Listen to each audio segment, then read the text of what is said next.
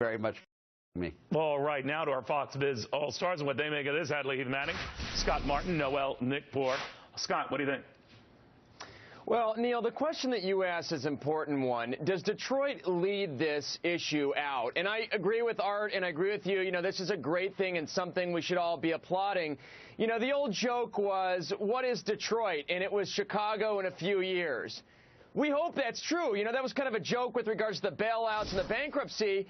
But you know what, Neil, the tough part is Mayor Rahm Emanuel has taken a very hard line, which, by the way, Illinois is the #3 state with regards to in the country as far as union membership. Mayor Rahm Emanuel has taken a really hard line with Chicago's teachers union lately in the last couple of years. Guess what's happening now?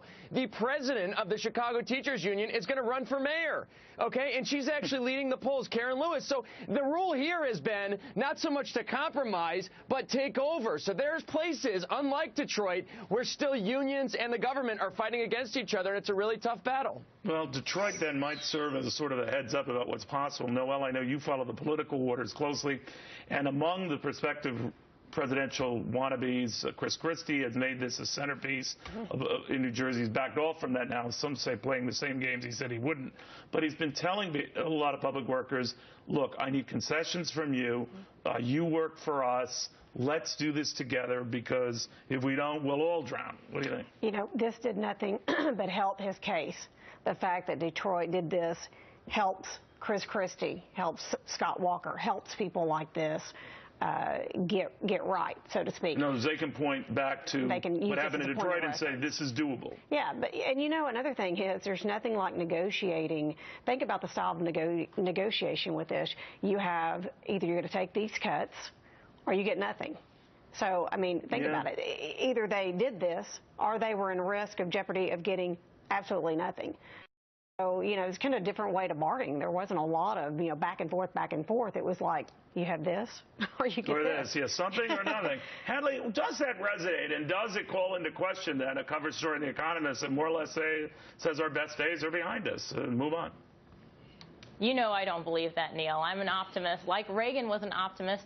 And when I look at the union issue, especially from a nationwide perspective, yes, union membership has been falling actually from about 20% of workers when Reagan was president to about 11% today. But most of those losses have been in the private sector. Public sector unions are holding strong across the country. So we asked this question about politically, can Chris Christie or Scott Walker capitalize on the union issue? I would warn against too much union bashing, because despite the drop in membership, actually 51% of Americans still have a favorable view of unions, and they say that unions are necessary. So the majority of people agree that unions are good. But I agree. The approach that Noel recommended actually is a good one. Let's work together. Let's not bash unions, but let's talk about how everyone can be a part of shared sacrifice.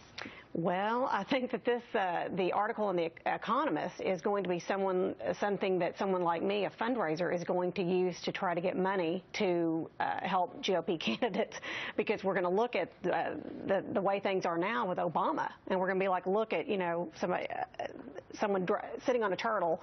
It's the economy. It depicts the economy. We want to get rid of this. We want to get rid of bad policy. Who's making that argument the best of the Republican candidates you see? Well, as far as candidates, yeah. Rand Paul's really trying to appeal. You know, Rand Paul is someone that is getting a little bit of that Chris Christie middle appeal. He's going to California. He's raising money out in California. Silicon Valley? We have some middle that we need to have picked up. All right, going to get you guys back. In the meantime, want to focus on Governor Rick Perry. As you know, he's adding 1,000 National Guardsmen to the